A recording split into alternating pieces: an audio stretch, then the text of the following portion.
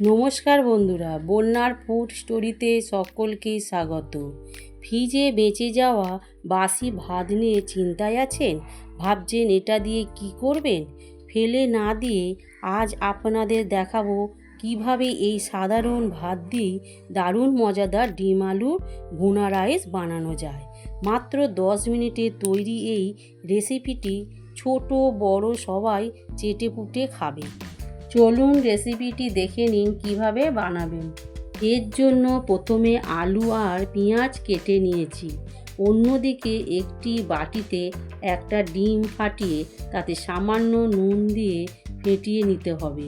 তারপর ননস্টিক প্যানে সর্ষের তেল দিয়ে ডিম দিয়ে ভুজিয়ার মতন করে নেব।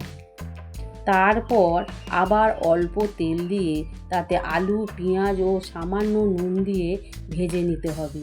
এবার তাতে সামান্য লঙ্কা গুঁড়ো ও সামান্য হলুদ গুঁড়ো দিয়ে একটু নাড়াচাড়া করে ডিমগুলো দিয়ে দিতে হবে।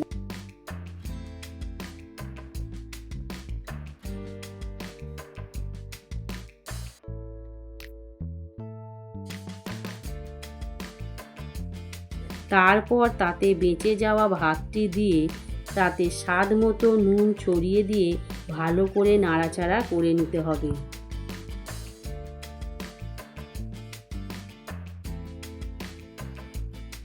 তাহলেই রেডি হয়ে যাবে আজকের রেসিপি ডিম আলুর ভুনা রাইস। রেসিপিটি ভালো লাগলে কমেন্ট করে জানাবেন। লাইক আর সাবস্ক্রাইব করার অনুরোধ রইল। সম্পূর্ণ ভিডিওটি দেখার জন্য ধন্যবাদ।